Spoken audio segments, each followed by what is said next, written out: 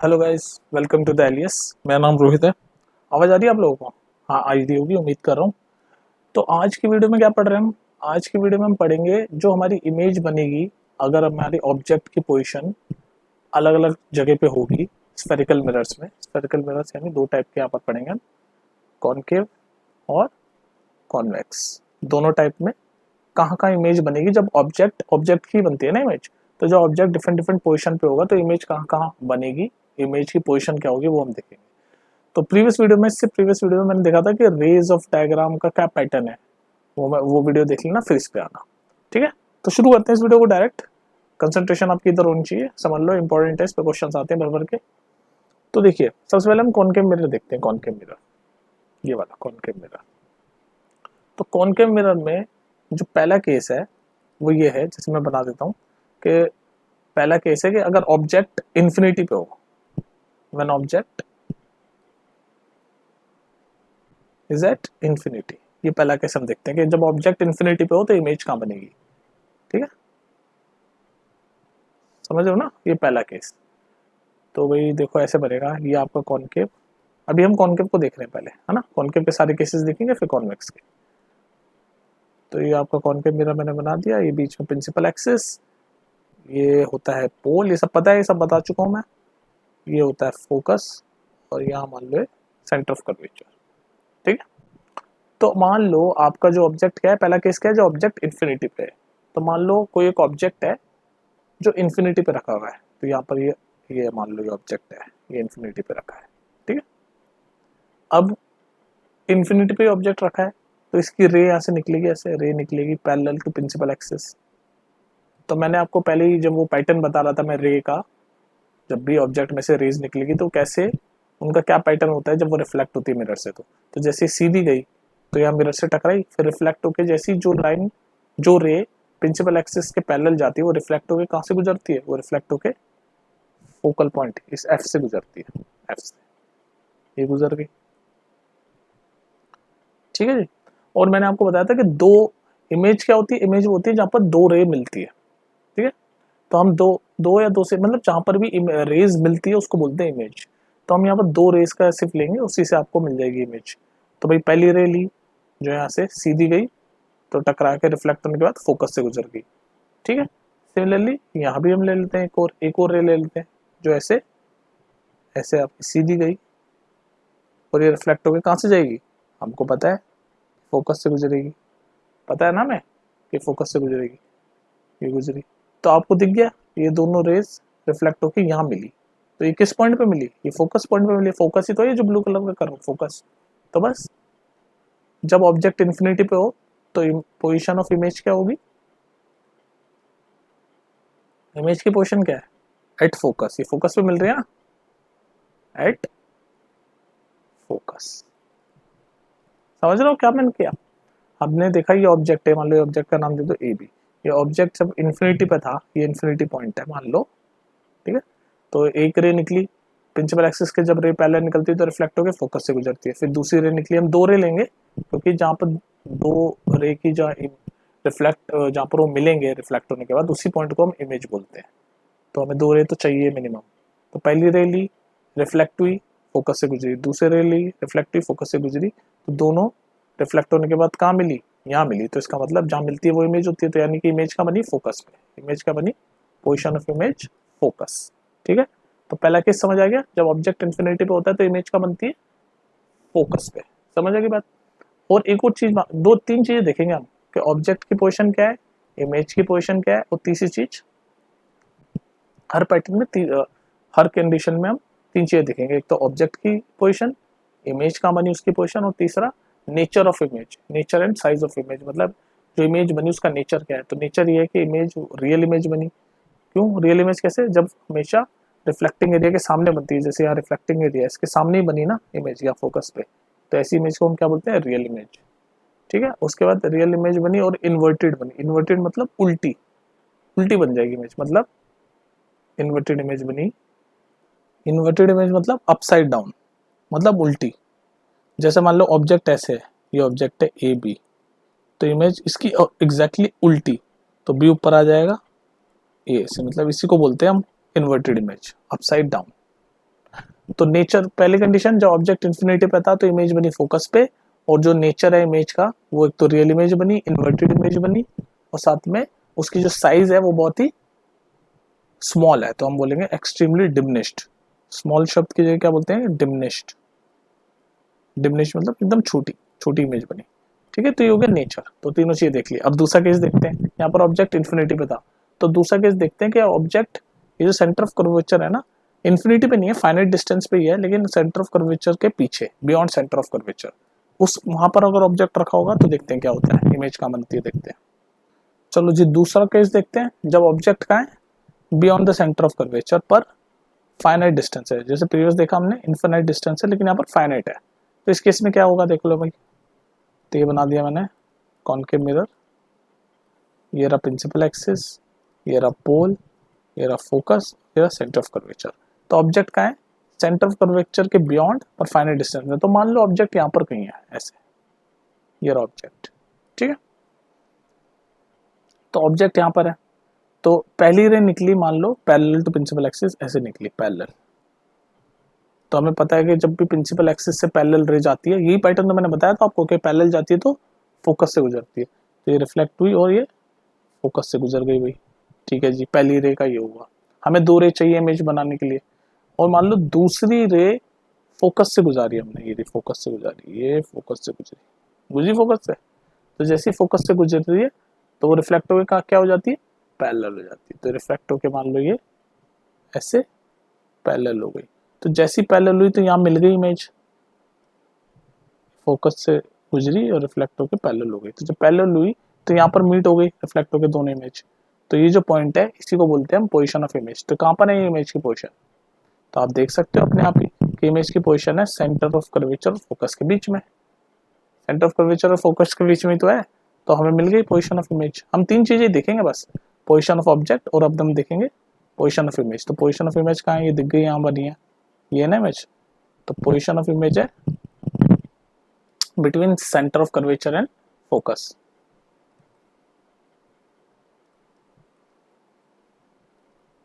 Between C short में लिख रहा हूँ, सी आप समझ जाना centre of curvature, and F लिख रहा हूँ फोकस।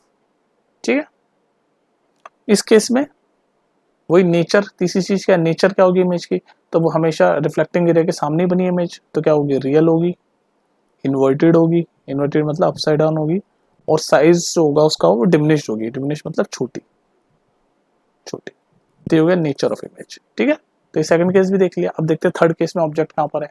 तो अब थर्ड केस में अगर ऑब्जेक्ट हम देख रहे हो, आप ऐसे बढ़ते जा रहे हैं, पहले इन्फिनिटी पे था, फिर अब सेंटर ऑफ कर्वेचर के थोड़ा सा पीछे आ गया फाइनाइट डिस्टेंस पे, तो अब आगे ले जाओ ऑब्जेक्ट को। अब मान लो ऑब्जेक्ट है सेंटर ऑफ कर्वेचर पे, तो क्या होगा। अभी तीसरा कंडीशन क्या है, अगर ऑब्जेक्ट आपका सेंटर ऑफ कर्वेचर पे है, तो देखते हो भाई क्या होता है। तो ये बनाया मैंने कॉनकेव मिरर, ये बनाया प्रिंसिपल फोकस, ये होता है पोल, ये है फोकस, और ये है सेंटर ऑफ कर्वेचर। तो आपका ऑब्जेक्ट कहाँ पर है, सेंटर ऑफ कर्वेचर पे है, तो मान लो ऑब्जेक्ट आपका यहीं पर ही है, ये ऑब्जेक्ट, नाम दे दो ए बी। ठीक है, तो अगर मान लो एक रे ऐसे निकली पैरेलल प्रिंसिपल एक्सिस के, तो कहाँ से गुजरेगी, जब पैरेलल होती है तो फोकस से, तो ये गुजरी फोकस से, कोई दिक्कत नहीं भाई, फोकस से गुजर गई। और दूसरी इमेज ऐसे, दूसरी रे ऐसे फोकस से गुजरी, तो रिफ्लेक्ट होके कैसे हो जाएगी, रिफ्लेक्ट होके पैरेलल हो जाएगी। तो रिफ्लेक्ट होके इसको आप पैरेलल कर दो, एक सेकेंड, ये गुजरी ऐसे फोकस से गुजरी। ठीक है, तो रिफ्लेक्ट होके क्या हो जाएगी, ऐसे पैरेलल हो गई। तो जैसे ही यहाँ पैरेलल हुई तो यहाँ पर ये कट गई रिफ्लेक्ट होने के बाद, वो जहाँ कटती है मतलब मिल जाती है, उसी पॉइंट को हम क्या बोलते हैं, इमेज। तो आप देख पा रहे हो इमेज कहाँ बन रही है, यहाँ पर सेंटर पे बन रही है, सेंटर ऑफ कर्वेचर पे इमेज बन रही है। तो बस हमें मिल गई पोजीशन ऑफ इमेज भी। तो पोजीशन ऑफ इमेज कहाँ है, जब ऑब्जेक्ट की पोजीशन है सेंटर ऑफ कर्वेचर, तो इमेज की पोजीशन कहाँ है, वो भी सी पे ही है, सेंटर ऑफ कर्वेचर पे। तो और नेचर क्या है, तीन चीजें देखेंगे ना, एक तो ऑब्जेक्ट की पोजीशन, इमेज की पोजीशन सी है, और तीसरा नेचर ऑफ इमेज। तो नेचर ऑफ इमेज क्या है भाई, रिफ्लेक्टेड एरिया के सामने बनी इमेज, तो रियल और इन्वर्टेड तो है ही, रियल और इन्वर्टेड तो है ही, पर इसमें इस टाइम में इमेज का जो साइज है वो सेम साइज है ऑब्जेक्ट के, same size of object. Previous case में क्या थी, एक्सट्रीमली डिमिनिश्ड थी फर्स्ट वाले केस में, और सेकंड वाले केस में डिमिनिश थी। इसमें जैसा ऑब्जेक्ट है वैसी साइज की इमेज बन रही है, ठीक है। ये हो गई तीसरी कंडीशन। अब हम ऐसे चलते जा रहे हैं ना, पहले में इन्फिनिटी था, फिर सेंटर ऑफ कर्वेचर के थोड़ा सा पीछे था फाइनाइट था, फिर सेंटर ऑफ कर्वेचर पे था ऑब्जेक्ट। तो अब आप गैस कर सकते हो ऐसे हम जा रहे हैं तो अब ऑब्जेक्ट का होगा सेंटर ऑफ कर्वेचर फोकस के बीच में। सेंटर ऑफ कर्वेचर फोकस के बीच में जो ऑब्जेक्ट होगा तो क्या होता है वो देखते हैं। चलिए इस वाली कंडीशन में देखो, इसमें ऑब्जेक्ट का है सेंटर ऑफ कर्वेचर और फोकस के बीच में। तो चलिए बनाते हैं भाई। ये रहा जी एक और कॉनकेव मिरर, ये रही आपकी प्रिंसिपल एक्सिस। रुक जाओ, सीधी करके बनाओ। ये अरे ये सीधी करके बनाओ। ये पोल, फोकस, ये सेंटर ऑफ कर्वेचर, ठीक है। तो अभी ऑब्जेक्ट का है सी और एफ के बीच में। तो यहाँ पर मान लो ऑब्जेक्ट है, ये रहा ऑब्जेक्ट आपका सी और एफ के बीच में, ठीक है। तो भाई अब देखते हैं इसकी, मान लो इसका नाम दे दो ए बी। तो इसमें से एक रे ऐसे निकली ऑब्जेक्ट में से पैरेलल प्रिंसिपल एक्सिस के। तो हमें पता है जब रे प्रिंसिपल एक्सिस के पैरेलल निकलती है तो क्या होता है, रिफ्लेक्ट होकर कहाँ से गुजरती है, फोकस से। तो ये लो गुजार दो इसको फोकस से, ये गुजर गई फोकस से, ठीक है। हमें दो रे चाहिए इमेज के लिए कम से कम। दूसरी रे अगर मान लो फोकस से गुजर रही है आपकी, ये गुजर रही फोकस से, तो रिफ्लेक्ट होकर कहाँ मिलेगी, तो इसको सेकेंड ये ऐसे ही फोकस से गुजर गई, ठीक है। तो रिफ्लेक्ट होकर कहाँ जाएगी, पैरेलल हो जाएगी प्रिंसिपल एक्सिस के। जब फोकस से गुजरती है तो पैरेलल हो जाती है। यही पैटर्न है हमने प्रीवियस वीडियो में देखा है। तो ये यहाँ मिल गई, यहाँ मिल गई। तो ये कहाँ मिली है देख लो, सी के पीछे, बियॉन्ड सी। तो हमें पोजीशन ऑफ इमेज भी मिल गई। इमेज जहाँ पर रिफ्लेक्ट होकर दो रे मिलती है, उसी पॉइंट को बोलते हैं इमेज। तो कहाँ मिली है दो पॉइंट रिफ्लेक्ट होने के बाद, सेंटर ऑफ कर्वेचर के बियॉन्ड। तो पोजीशन ऑफ इमेज भी हमें मिल गई कि जब ऑब्जेक्ट है सी और एफ के बीच में तो इमेज कहाँ बनेगी, पोजीशन ऑफ इमेज है बियॉन्ड सी, मतलब सी के पीछे, ठीक है। और नेचर ऑफ इमेज क्या है, ऑब्वियसली ये रिफ्लेक्टिंग एरियाज के सामने ही बन रही है इमेज। तो रियल और इन्वर्टेड तो होगी, जब भी सामने बनती है तो रियल और इन्वर्टेड होती है। और साइज क्या है, साइज है मैग्नीफाइड, मतलब बड़ी होके दिखाएगा इमेज जो बनेगी, वो बड़ी होके बताएगी, ठीक है। तो रियल इन्वर्टेड तो है ही क्योंकि सामने ही बन रही है रिफ्लेक्टिंग एरिया के, और मैग्नीफाइड, ठीक है। अब चौथा केस क्या होगा, यूं चल रहे हैं ना यूं, तो सी और एफ के बीच में ऑब्जेक्ट आ गया। अब नेक्स्ट बार देखेंगे नेक्स्ट कंडीशन में कि ऑब्जेक्ट जब फोकस पे होगा तो क्या होता है, फोकस पे जब होगा तो क्या होता है। तो देखो भाई इस केस में ऑब्जेक्ट का है फोकस पे, तो बनाते हैं भाई। ये आ जाओ जी आपका कॉनकेव मिरर, ये है पोल। अब तक तो याद हो गया होगा आपको, ये पोल, ये फोकस, ये सेंटर ऑफ कर्वेचर। तो हम बना रहे हैं ऑब्जेक्ट का है फोकस पे। तो यहाँ पर कहीं ऑब्जेक्ट है, नाम दे दो उसका ऑब्जेक्ट का ए बी। तो पहली रे मान लो ऑब्जेक्ट से निकली ऐसे पैरेलल निकली, प्रिंसिपल एक्सिस है ना, इसके पैरेलल निकली। तो जब पैरेलल निकली तो रिफ्लेक्ट होके कहाँ से गुजरेगी, फोकस से। तो ये रिफ्लेक्ट होके ऐसे फोकस से गुजर गई भाई। हमें तो दो रे चाहिए कम से कम इमेज के लिए। अब दूसरी रे आपकी कहाँ से निकलेगी, आपका ऑब्जेक्ट है यहाँ पर, है ना, फोकस पे। दूसरी रे मान लो सेंटर ऑफ कर्वेचर से गई, ऐसे सेंटर ऑफ कर्वेचर से होते हुए गई, ये गई सेंटर ऑफ कर्वेचर से। तो हमें पता है जब हम पैटर्न देख रहे थे प्रीवियस वीडियो में कि जब सेंटर ऑफ कर्वेचर से रे जाती है तो रिफ्लेक्ट होकर वापस सेंटर ऑफ कर्वेचर पे आ जाती है। तो इसका मतलब ये जो इमेज है ये यहाँ तो नहीं मिल रही, पर आगे जाके ऐसे चलती जाएगी तो कहीं आगे जाके कहीं इन्फिनिटी पे जरूर मिलेगी, क्योंकि पैरेलल तो है नहीं, तो इन्फिनिटी पे मिलेगी। तो यहाँ पर पोजीशन ऑफ इमेज क्या हो गई, इन्फिनिटी। ये आगे जाके कहीं मिलेगी, ऐसे चलते चलते यहाँ कहीं मिल जाएगी मान लो, तो इन्फिनिटी पॉइंट है ये मान लो। तो पोजीशन ऑफ इमेज क्या हो गई, इमेज की पोजीशन कहाँ है, एट इन्फिनिटी। समझ रहे हो मेरी बात। और नेचर ऑफ इमेज क्या है भाई, ऑब्वियसली ये भी रिफ्लेक्टिंग एरिया के सामने बन रही है, चाहे इन्फिनिटी में सही। तो रियल और इन्वर्टेड तो होगी इमेज। जब भी रिफ्लेक्टेड एरिया के सामने बनती है इमेज मिरर के, तो हमेशा रियल होती है, इन्वर्टेड होती है।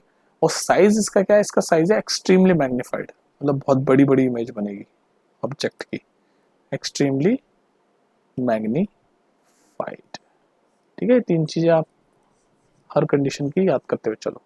अब देखते हैं लास्ट कंडीशन इस कॉनकेव मिरर में, वो कहाँ पर होगा ऑब्जेक्ट, गैस करो। हम ऐसे चलते चलते पहले इन्फिनिटी पे था ऑब्जेक्ट, फिर सेंटर ऑफ कर्वेचर से पीछे आया फाइनाइट डिस्टेंस पे ऑब्जेक्ट, फिर सेंटर ऑफ कर्वेचर पे आया ऑब्जेक्ट, फिर सेंटर कर्वेचर फोकस के बीच में आया, और यहाँ पर 5th पॉइंट तक हम देखे कि ऑब्जेक्ट अगर फोकस पे हो तो क्या होता है। अब नेक्स्ट और लास्ट क्या होगा, जब ऑब्जेक्ट फोकस और पोल के बीच में हो, यानी यहाँ कहीं होगा तो देखते हैं नेक्स्ट में क्या होगा। फोकस और पोल के बीच में, पोल ये होता है ना सेंटर, ये जो मिरर का सेंटर है जहाँ से प्रिंसिपल एक्सिस गुजरती है उसको बोलते हैं पोल। तो लास्ट कंडीशन देखते हैं, जब ऑब्जेक्ट आपका फोकस और पोल के बीच में हो। तो कॉनकेव मिरर की आखिरी कंडीशन ये है, या आखिरी पॉइंट ये है कि जब ऑब्जेक्ट आपका पोल और फोकस के बीच में हो। तो बनाते में ये रहा कॉनकेव मिरर बना दिया मैंने, ये रही प्रिंसिपल एक्सिस, ये होता था पोल, ये होता है फोकस, ये होता है सेंटर ऑफ कर्वेचर। तो ऑब्जेक्ट कहाँ पर है आपका, पोल और फोकस के बीच में, मतलब यहाँ कहीं ऑब्जेक्ट है, मान लो नाम दे दो ए बी। तो इस केस में क्या होगा, जब ऑब्जेक्ट आपका पोल और फोकस के बीच में हो, तो हम देखते हैं भाई पहली रे ऐसे गई पैरेलल प्रिंसिपल फोकस के, तो जब रे पैरेलल जाती है प्रिंसिपल फोकस के तो कहाँ जाती है, रिफ्लेक्ट होके फोकस से गुजरेगी, तो ये गुजर गई फोकस से, ठीक है, गुजर गई फोकस से।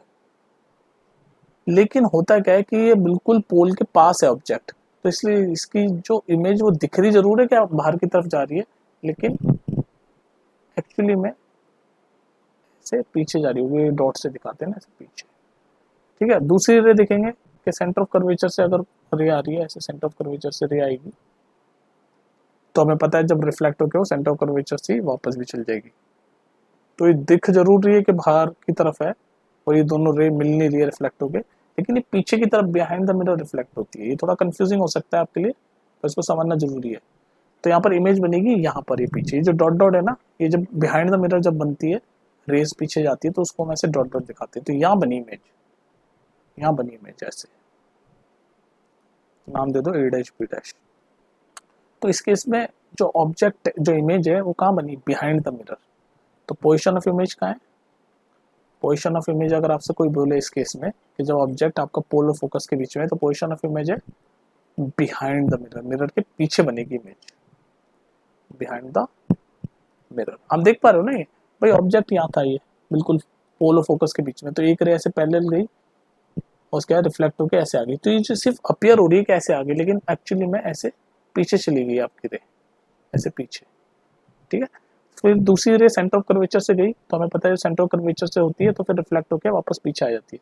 तो दिखा तो रही है ऐसे पीछे आ गई है, लेकिन एक्चुअली में ऐसे, मतलब वापस आ गई, दिखा तो ऐसे रही है, लेकिन एक्चुअली में ऐसे पीछे चली गई, और पीछे जाके फिर ये दोनों रेस यहाँ मिल गई। तो इसलिए हम बोल रहे हैं कि जो इमेज है जहाँ पर मिलती है वहीं बनती है इमेज, तो इमेज बनी बिहाइंड द मिरर। तो इस केस में नेचर क्या होगा इमेज का, मतलब इमेज का नेचर क्या होगा, तो हमें पता है कि जब सामने ये रिफ्लेक्टिंग एरिया के सामने इमेज बनती है तो रियल और इन्वर्टेड होती है, और जब रिफ्लेक्टिंग एरिया के पीछे बन रही है तो इमेज बिहाइंड द मिरर है ना, पीछे की साइड बन रही है, तो इस केस में इमेज क्या होती है, वर्चुअल होती है। वर्चुअल मतलब वर्चुअल वर्ड, नकली, मतलब आसान भाषा में इट्स नॉट रियल, वर्चुअल है। तो वर्चुअल बनेगी, इरेक्ट बनेगी। पहले क्या बनती थी, जब सामने बनती थी तो रियल बनती थी और उल्टी इन्वर्टेड बनती थी, यहाँ पर इरेक्ट बनेगी और मैग्नीफाइड है, मतलब बड़ी बनेगी। तो जब भी पीछे बनती है तो वर्चुअल और इरेक्ट होती है, और जब सामने बनती है रिफ्लेक्टिंग एरिया के तो रियल और इन्वर्टेड होती है, और साइज इसका मैग्नीफाइड है। तो कॉनकेव मिरर के केस में जहां जहां ऑब्जेक्ट होता है उस हिसाब से कैसे कैसे इमेज बनेगी वो इस वीडियो में हमने देखी। क्या बोलते हो, कॉन्वेक्स मिरर का यही समझाऊं या अगली वीडियो में समझाऊं? कॉन्वेक्स मिरर भी है ना दूसरा, स्फेरिकल मिरर कॉन्वेक्स मिरर है, तो उसमें कहाँ कहाँ बनता है ऑब्जेक्ट के हिसाब से इमेज। चलो नेक्स्ट में देखते हैं। इस वीडियो को आप सिर्फ कॉन्केव तक रखो। कॉन्वेक्स में आपके सिर्फ आई थिंक दो कंडीशन है, दो कंडीशन है कॉन्वेक्स मिरर में, कि एक बार जब ऑब्जेक्ट आपका इन्फिनिटी पे हो तो कहाँ बनेगी इमेज, और दूसरा जब आपका इन्फिनिटी और पोल के बीच में कहीं भी हो, फाइनाइट डिस्टेंस पे कहीं भी, तो कहाँ बनेगी इमेज।